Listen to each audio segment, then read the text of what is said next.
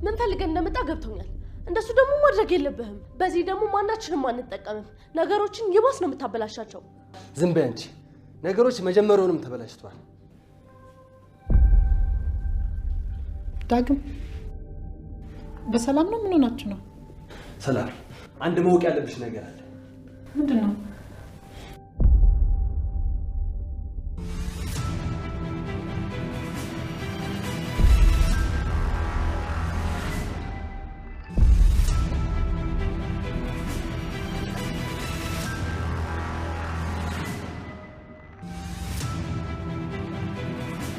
አሁን የመጣችው የብሌን ናት። ተከፍሏን ነው የመጣችው። የብሌን እውነተኛ ናት አይደለችም።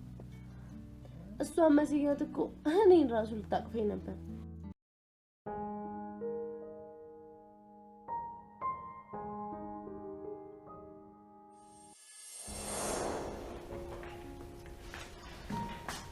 በቃ ትሄድ አሁን ነው የምትችልሻለሁ።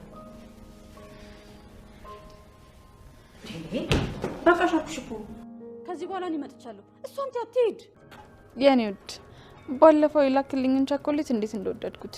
ምርጫዬን ግን እንዴት አወቅከው? ወደድሽው? ነገ ለምን አንገናኝም? ጥሩ ጊዜ እናሳልፋለን። እውነትሽን? በጣም ደስ ይለኛል።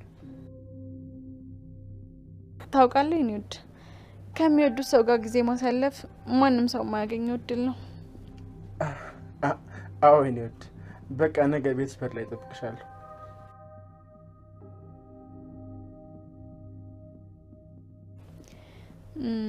ያው እንደኔ መመረጥ ያስፈልጋል።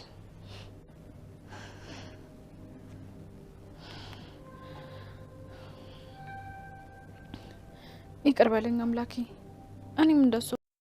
ሰላም እንዴት ናችሁልኝ? ወደ ቻናሌ ቤተሰቦች ደህና ናችሁ ወይ? እኔ በጣም ደህና ነኝ፣ እግዚአብሔር ይመስገን። እንኳን ወደ ቻናሌ በሰላም መጣችሁ። አደራ ድራማ እንግዲህ በባለፈው በክፍል 16 ላይ አቶ በኃይሉ ወደ አስቴር ስልክ ይደውላል። የብሌን ወላጅ እናት ናት ወደ ተባለችው ሴትዮ ማለት ነው። ስልኳ ከደወለ በኋላ እንግዲህ ሴትዋ ተኝታ ስለነበረ ብሌን ናት ስልኩን ያነሳችው እና ሰውየው አንቺ ምን አባሽ ሆነሽ ነው ያልሄድሽው በማለት በቁጣ ይናገራል።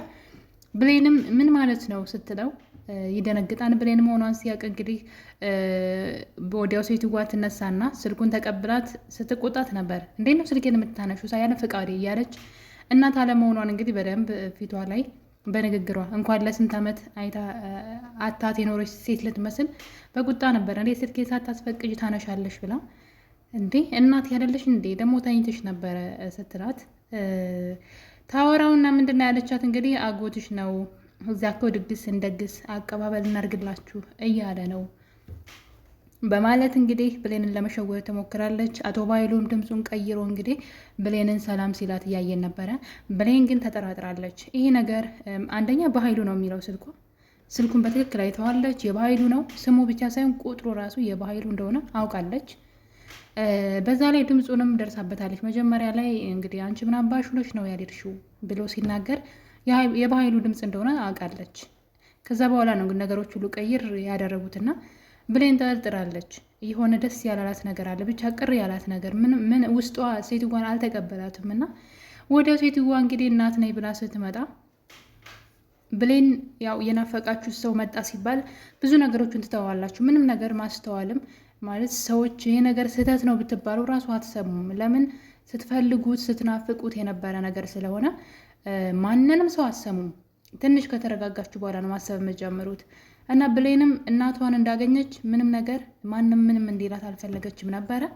ግን ካደረች በኋላ ግን ነገሮችን ምንም ደስተኛ አይደለም። ለ10 ዓመት የናፈቀቻት እናቷ ልትመስላት ቀርቶ የሆነ የምታስፈራራት አይነት ሴት የሆነ ዝም ብላ የምትቆጣት አለ አይደለ ሴትዋ የእናትነት እንትን ስለሌላት ውስጧ ላይ ለልጅቷ እንኳን ክብር የላትም ስትናገራትና ነገር ግን ብሌን አቶ በኃይሉና ሴትዋ ግንኙነት እንዳላቸው በትንሹም ቢሆን የጠረጠረች ይመስለኛል። እናም እንግዲህ ሴትዋ እሷን ወደ መቀሌ ይዛ ለመሄድ ሽር ጉድ እያለች ነው። ብሌን ግን አንድ ነገር አሰበች። እናቷ እዛ መታ በነበረ ጊዜ እንግዲህ ወላጅ እናት የተባለችው አልማዝ ማለት ነው ስትቀላምድ የነበሩትን ነገሮች ሁሉ እያስታወሰች ነበረ።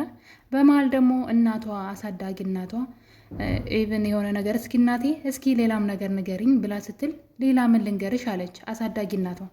እሷ ግን አይ አንቺን አይደለም ወላጅ እናቴን ነው በማለት የሆነ እንትን ውስጧ ቅር የሚለው ነገር የለም ባንዴ ነገሮችን ሁሉ በጣም በቃ እንትን አለች ልጅቷ ተቀየረች። ባንዴ ነው የተቀየረችው። ልክ እናት የምትባለውን ስታገኝ የምታውቀው ስም ብቻ ነው የምታውቀው። በነገራችን ላይ ስለ እናቷ ምንም የምታውቀው ነገር የለም። አላሳደገቻትም፣ አታስታውሳትም ምንም ነገር። ማንም ሰው መጥቶ እናት ነኝ እኔ ነኝ የወለድኩሽ ስላለ እንደ ውስጣችን እንትን ሊል አይችልም። ማለት እንዳሳደጉን ሊሆንልን አይችልም። ያው እንፈልጋለን ቤተሰቦቻችን የቤተሰብ ዘመዳችንን ማወቅ እንፈልጋለን። ከየት እንደመጣን ማወቅ እንፈልጋለን። ነገር ግን በፍጹም እንደዛች እንዳሳደገችው እናት ሊሆን ግን አይችልም። እስኪ አስቡት የሆነች ሴት መታ እኔ እናትሽ ነኝ ማናቃት ሴት መታ እኔ እናትሽ ነኝ ስላለች በዛችኛዋ ልንቀይር እንችላለን ብዬ አላስብም። እናትነት መውለድ ብቻ ስላልሆነ ማለት ነው። እና ገነትን በጣም ነው ያስቀየመቻት በሰዓቱ እንግዲህ በጣም እንትን ብላ ስለነበረ አላቅም ብቻ እንዴት እንደሆነ ገነትን አስቀይማት ነበረ። እነሱን ነገሮች እንግዲህ እያስታወሰች ውስጧን እየወቀሰች ትገኛለች። እንዴት እናቴን እንደዛ አደርጋለሁ፣ እንዴት በአንዴ እቀየራለሁኝ፣ ልክ አላደረግኩኝም እያለች በዛ ላይ ደግሞ ቤተሰብን ማግኘትና ማወቅ ደግሞ ግዴታ ከየት እንደመጣሁኝ ቤተሰቤን ወላጆችን ማወቅ ግዴታ ቢሆንብኝም ነገር ግን እሷን ግን እንደዛ ማድረጓ ደግሞ በጣም ደስታ ነስቷታል ማለት ይቻላል። በዛ ላይ ሴትዋ የምታደርገው ነገርም ደስታ እየሰጣት አይደለም። ሰላም ደግሞ እንግዲህ እንደምናስታውሰው በባለፈው ክፍል ላይ እንደዚሁ የብሌን ወላጅ እናት የተባለችው በምታወራቸው ነገሮች ሁሉ ታሪኮችን እየሳተች ማለት ነው የተሳሳተ ታሪክ እያወራች በዛን ሰዓት ቃል ደግሞ ነገሮችን ለማስተካከል በመሀል ስለምትገባ ሰላም ጥርጣሬ ውስጥ ገብታለች። እነዚህ ሰዎች የት ነው የሚተዋወቁት? በመካከላቸውማ የሆነ ነገር አለ ብላ እንደው ባንዴ ነው እንደውም ሰላም እንትን መጠርጠር የቻለችውና ሴትዋ እንግዲህ እናቷ እንደሆነች እንኳን ማስረጃ የለም። እንዲሁ እናቷ ተገኝታለች ስለተባለ ነው እንጂ እቺ ሴት የብሌን እናት ለመሆኗ ራሱ ምንም አይነት ማስረጃ አቅርቢ ያላሰው የለም። ጀስት መጣች። ስሟ ራሱ ሌላ ነው። እንግዲህ ገነት የብሌን እናት አግኝቻታለሁ ብላ ባለች ጊዜ ስሟ ሰላም እንደሆነ እና የምትኖረው ደግሞ እዛው 22 አካባቢ የድሮ ሰፈሩ 22 ነበረ ሲጀመርም ማለት ነው። ይችኛዋ ግን ከመቀሌ ነው የመጣሁት ብላ ታሪክ ቀይራ ነው የመጣችው። የብሌን ትክክለኛ እናት ግን የነበረችው እዛው ብሌን አሁን የምትሰራበት ሰፈር 22 አካባቢ፣ ጭራሽ ደግሞ ከአረብ ሀገር ተመልሳ እዛም ቤት ሰርታ ገዝታ እንደምትኖር ነው የተነገረው እዚህ ቀደም ታሪኩና እንዴት እሱ እንደዘለሉት አላውቅም። በኃይሉ ይህን ነገር አልሰማም መሰለኝ እና ይሄን ለምን እንዳላስታወሱ አላውቅም። በአዲሷ እናት ተብዬዋ ማለት ነው ልክ እሷ ስትመጣ ይህን ታሪክ እንዴት እንደረሱት ባላውቅም የብሌን እናት ግን የምትገኘው እዛው መገናኛ ነው 22 አካባቢ እንደሆነ እዚህ ቀደም ሰምተው ነበረ። እና እንግዲህ በጭፍን እንግዲህ የናፍቆቷን ምንም ሳታስተውል እናቴ ብላ የተቀበለቻት ሴትዮ ከቀን ቀን ጸባይዋ እየተቀያየረ እያስፈራራቻት ትገኛለች። ብሌንም ውስጧ ሊቀበላት አልቻለም። በሌላ በኩል ደግሞ ዳግም የሰማው ወሬ ያለ የብሌን እናት እንዳልሆነችና ወጥመድ እንደሆነ ይሄ ነገር ቃል ከአቶ በኃይሉ ጋር ስታወራ የሰማው ነገር ነበረ። ያን ነገር ደግሞ ለሰዎች ለመናገር ማስረጃ ያስፈልገው ነበር እና እንግዲህ በባለፈው ጊዜ ለብሌን ይሄን ነገር ሊነግራት ብሌንን ጥሪልኝ ብሏት ነበረ። ቃል ደግሞ ወደ ውስጥ ገብታ ያልሆነ ነገርን በመካከላቸው ቅሬታና ጸብን የሚፈጥር ነገር ስለ ዳግም መጥፎ ነገር ስለ ብሌን እንዳለ ጭራሽ እናቷን አስፈራርቶ ገንዘብ እንደተቀበላት ብቻ ሌሎች ነገሮችን እያወራች ብሌን ዳግም እንድትጠላው እያደረገች ነበረ። እሷ እሱን ስለምትወደው ነው ይሄን የምታደርገው እንጂ በመካከላቸው ሌላ ነገር እንዳይኖር ስለፈለገች ሳይሆን እሷ ዳግምን ወዳው ነበረ። ለዛ ነው በመካከላቸው ምንም አይነት ግንኙነት እንዳይኖር የፈለገችው። እናት ካጣላቸው በኋላ ብሌንም ልታዳምጠው ስላልፈለገች ዳግም የሆነ ነገር አሰበ። ቃልን ማቅረብ ፈለገ። ማስረጃ ያስፈልገው ነበረ እና ቃልን እንግዲህ ቤቱ እራት ልጋብዝሽ ብሎ ቤቱ ውስጥ ይወስዳትና እንደምታዩት ጥንብዝ ብላ እስክትሰክር ወይን ያጠጣታል። ከዛ በኋላ እሷ መለፍለፍ ትጀምራለች። ያቺ ገረድ እናቴ ናት ያለቻት ሴት አላየሃትም? የብሌን እናት እሷ ገንዘብ ተከፍሏት የመጣች ሴት ናት እንጂ ትክክለኛ እናቷ አይደለችም። ለትወና ነው የመጣችው እናቷ አይደለችም ብላ እንግዲህ ለቃል ለዳግም እየነገረችው ነበረ። እሱም እንግዲህ ሪከርድ እያደረጋት ነበረ። የምታወራውን ነገር ሁሉ ሪከርድ አድርጓታል፣ አንድ በአንድ ሳይቀር ማለት ነው። ምክንያቱም ማስረጃ ስለሚያስፈልገው ነው። ለዚህ ነገር ቢናገር ሰላም የሚጠረጠረችው ነገር አለ። ከአንዳንድ ነገሮች የብሌን እናት ለመሆኗ ሴትዋ ትንሽ ውስጧ አልተቀበላትም። ሴትዋ ጭራሽ ደግሞ የነገር ሲጨመር አስቡ፣ በቃልና በሴትዋ መካከል የቃላት ውርወራ ስላለ፣ በዛ ላይ ደግሞ የመጀመሪያ ጊዜ ስትመጣ ቶሎ ብላ ቃልን ይዛ ልጄ እንግዲህ እስኪ ላስመስል እናቷ እንደሆንኩኝ ላስመስል በማለት ልጄ ይቅር በይኝ ምናምን እያለች እንግዲህ ቃልን ነበረ መጀመሪያ ጊዜ ይዛ ስትለፈልፍ የነበረውና ቃልም ይሄን ነገር እንግዲህ በሪከርዱ ላይ ተቀምጧል። ይሄ ድምጿ ማለት ነው። ሰክራ የቀላመደችውን ሁሉ ሪከርድ አድርጎ ለክፉ ቀን አጅሬው አስቀምጦት ነበረ። ቃል ደግሞ ይሄን ነገር እንዳወራች ስጋሯ ከለቀቃት በኋላ ጠዋት አስታውሳለች። ለሱ ይሄን ነገር እንደነገረችው አስታውሳለች። ነገር ግን እንግዲህ ቼክ አድርጎት አላደረገው አላቅም። ምናልባት ስልኩን ሰርቃ ይሄን ነገር ደልታበት እንዳይሆን ብዬ እፈራለሁ። ምናልባት ማታ እንዳወራች ስላስታወሰች ቀርጾኝ ይሆን በድምፁ ሪከርድ አድርጎኝ ይሆን ብላ ካላጠፋችበት ሙሉ መረጃ ይዞባታል ማለት ነው። እና እንግዲህ ዳግም ዛሬ ሰላምን ባለችበት ሁሉም ሰው ባለበት የቃልን ጉድ ሊያወጣው ሽር ጉድ እያለ ይገኛል። በነገራችን ላይ ዳግም ምን ዘወር እንዳለበት አላቅም እንጂ በጣም ብዙ ነገሮችን ያውቃል። እዛ ቤት ምን እየተካሄደ እንደሆነ በብሌን በኩል ብሌን ራሷ የሰላም ልጅ እንደሆነች ከመጀመሪያው ብሌን እዛ ቤት ሳትመጣ ቀድሞ ቃልና አቶ በኃይሉን ሲያወሩ ሰምቶ ነበረ። እንዴት እንደረሳው ባላውቅም ማለት ነው።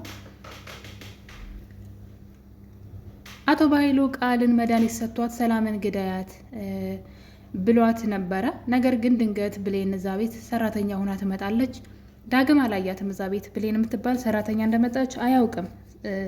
ወዲያው ቃል የሰላም ልጅ ናት ተብላ ወደ ቤት እንደመጣች ነበረ። እግር በእግር ደግሞ ብሌን ወደዛ ቤት የመጣችው ሰራተኛ ሆና፣ በዛ የተነሳ ዳግም አላያትም። ነገር ግን ስለ ብሌን ሲወራ ሰምተዋል። አሁን የመጣችው ልጅ ሰራተኛዋ የሰላም ትክክለኛ ልጅ ናት። ስለዚህ ቶሎ ብለሽ ሰላምን ገለሽ ንብረቷን መውረስ አለብሽ። ብሌንና ሰላም ደግሞ በፍጹም አብረው እንዳያወሩ ጊዜ እንዳሰጫቸው፣ ብቻቸውን ከሆኑ ምናልባት እናትና ልጅ መሆናቸው ሊያውቁ ይችላሉ። ስለዚህ ሲያወሩ ማለት ነው ታሪካቸው ምናልባት እናትና ልጅ መሆናቸውን ሊያገጣጥም ስለሚችል ተጠንቀቂ እያለ ሲያወራት፣ ዳግም በር ላይ ሆኖ መረጃ ወሬያቸውን ሁሉ ሰምቷቸው ነበረ። ግን ማናት ብሌን ብሎ ታሪኩ ያልገባው እዚህ ጋር ነው። ብሌን ማናት ብሎ ግራ ገብቶት ነበረ። ሰራተኛዋ ብሌን ማናት እያለ ነበር። ነገር ግን ከዛ በኋላ ብሌን የምትባል ሰራተኛ እዚህ ቤት እንደመጣች ጠንቅቆ ያውቃልና ለምን ፍዝዝ ድንዝዝ እንዳለ አላውቅም። ብዙ መረጃ እያለው ማለት ነው። ቢያንስ ብሌንን በዚህ ነገር እንድትነቃ ማድረግ ይችል ነበረ። እንግዲህ የብሌን እናት ብሌንን ወደ መቀሌ ይዛ ልትሄድ ነው። ያው አርቃ ወስዳ እንድትጥላት ነው የሚፈለገው እንጂ እናቷ የምር ሳይሆን አርቃ ብሌን ወደማታውቀው ቦታ ወስዳ እንድትጥላት ነው የተፈለገው። እንግዲህ ሰላም ግን ይህን ነገር በፍጹም መፍቀድ የለባትም። በዛ ላይ ደግሞ ሴትዋ ለመሄድ በተዘጋጀችበት ሰዓት ብሌን የት እንደሄደች አይታወቅም። በእርግጥ እናቷን ስታስታውስ ነበረ። እናቷ ሁና እንዴት ብላ እዛ ቤት ወጥታ እንደሄደች እያስታወሰች ነበረ። ያን ሁሉ ጊዜ መከራዋን አይታ ለሷ ብላ አስቡት፣ ልጄ ብላ ያሳደገቻት ልጇ ለማታውቃት እናቷ ብላ ስትቀይራት በጣም ከባድ ነው። ልብ ስብር ነው የሚለው። ሴትዋ መጀመሪያም ማለት ሌላ ችግር አለባት። እሱ ምንድነው? ልጇ የጠፋባት እናት ናት። ልጇ የጠፋባት እናት በብሌን ተተክቶ ማለት ያው ልጇን ባይተካም ግን ብሌን ተተክታላት ብሌንን እንደ ልጅ አሳድጋ ደስተኛ ሆና አይኖረች ሰው ነበረች። ለፍታ ነው ያሳደገቻት። አሁን ላይ እሷን በመጦሪያዋ ጊዜ እሷ ጎን በመሆኛዋ ጊዜ እናት የመጣችልኝ ብላ እንደው ገኒን ትታ መሄዷ አግባብ ነው ብዬ አይደለም። ብሌን በጣም ራስ ወዳድ ናት። በዛ ላይ ደግሞ እናቷ ላይ ያደረገችው ነገር ሁልጊዜም ሲቆጫት ነው የሚኖረው፣ ብትሄድ እንኳ ማለት ነው። ምክንያቱም ገነት እንደዛ ሁና ተከፍታ በእናቷ ባልሆነች ሴት ለዛው መጥፎ ቃል ተናግራት ሄዳለች። ከዛ ቀጣይ ግን እናቷ እንዳልሆነች ስታውቅ ብሌን ምን እንደሚወጣት ተመልከቱ። በእርግጥ የሚፈለገውም ይሄ ነው። ብሌን ከሁለት ያጣች ሁና እንድትቀር ነው የሚፈለገውና እንግዲህ በዚህ መሀል ደግሞ ማታ ላይ ነበረ ቃል ሰክራ ስታወራ ብሌን ውጭ ላይ ታያትና እነሱን ለማናደድ ስለፈለገች አንድ ነገር ማድረግ ፈለገች። እሱም እንግዲህ ሳሚ ይደውልላታል። ሳሚ ማታ ይደውልላትና ሲያወራት እንዴት ነህ የኔ ውድ የኔ ፍቅር እያለች እንግዲህ ስታወራ ነበረ እና ጭራሹን ለምን ነገ ተገናኝተን አብረን አናሳልፍም ስትለው ነበረ። ሳሚ በደስታ ነበረ ማመን አቅቶት አንቺ ነሽ የምታወሪው ከልብሽ ነው ሲላት አዎ የምሬን ነው እና ለምን አንገናኝም እያለች እንግዲህ እንደምትወደው ሁሉ ጭምር ስትለፈልፍ ነበረ እነሱን አስቀናለሁ ብላና እንግዲህ ልጁ ደግሞ በር ላይ ጠዋት ሄዶ ሲጠብቃት ነበር። በነገራችን ላይ አቶ በኃይሉ የብሌን እናት ብሎ ያመጣትን ሴት ለሳሚ አልነገረውም። ሳሚ ታሪኩን ቢያቅ ኖሮ ብሌን ከዚህ እንድትሄድ ስለማይፈልግ ይጠብቃት ነበረ። ነገር ግን በኃይሉ ይሄን ነገር ሚስጥር ከሁሉም ሰው ሚስጥር አድርጎ በግሉ የሰራው ስራ ነው ከተሳካለት ማለት ነው። እና እንግዲህ የብሌን ወላጅ እናት የተባለችው አልማዝ ብሌንን ወደ መቀሌ ይዛ ለመጥፋት ሽር ጉድ እያለች ነው። ብሌን ደግሞ በጠዋት ተነስታ የት እንደሄደች አይታወቅም። በእርግጠኝነት የሄደችው ገነት ጋር ነው፣ እናቷ አሳዳጊ እናቷ ጋር። ሌሊት ሙሉ ቁጭ ብላ ነው ያደረችው። ስለ እሷ ስታስብ ያደረገችው ነገር ሁሉ እየጸጸታት ነበረ። በጣም አዝናና ተከፍታ የወላድ መሀን ነኝ ብላ ስትሄድ አይታት ስለነበረ በጣም ከፍቷት ብሌን ከዛ በወሬት እንደሄደች ባይታወቅም ቤት የለችም። በዛ ላይ ደግሞ ገነት በጣም ህይወት ስለመረራት ልጇ ጠፍቶባት ከዛ ደግሞ ያሳደገቻት ልጇ ትታ ስትሄድ በጣም ስለከፋት እንግዲህ ራሷን ለማጥፋት እየሞከረች ትገኛለች። ገነት ወይዘሮ ገነት የብሌን አሳዳጊ እንግዲህ በረኪና ገዝታ መጣ። በረኪና ስትጠጣ ያየናት ነው። እንግዲህ ልትደርስላት የምትችለው ብሌን ብቻ ናት። ምክንያቱም ብሌን ቤት ውስጥ የለችም። የት እንደሄደች ባይታወቅም ልትሄድ የምትችለውም እናቷ ጋር ነው። እና እንግዲህ ለእናቷ ትደርስላታለች፣ በህይወት ሳትሞት ትደርሳለች ብዬ አስባለሁ። በዛም የተነሳ እንግዲህ ብሌን ወደ መቀሌ የምታደርገውን ጉዞ ትሰርዘዋለች ብዬ አስባለሁ።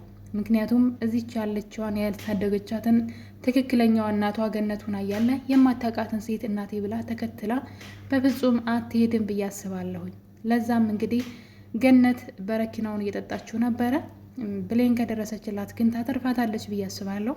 ሴትዋ ከሞቶች ግን ብሌን በጸጸት ነው የምትሞተው። ምክንያቱም ብሌን ሴትዋን በደንብ መካስና መጦር ያለባት ልጅ ናት፣ ዋጋ ከፍላ ስላሳደገቻት። በቀጣይ ክፍል እንግዲህ ገነት ማን ሊያተርፋት ይችላል አብረን የምናየው ይሆናል። ለቤት አዲስ የሆናችሁ ሰብስክራይብ አድርጉ። ይህን ቪዲዮ ስትጀምሩ ደግሞ ላይክ፣ ሼር እያደረጋችሁ ስለነበረን ቆይታ ሁላችሁንም አመሰግናለሁ። የዛሬን አበቃን። ሰናይ ጊዜ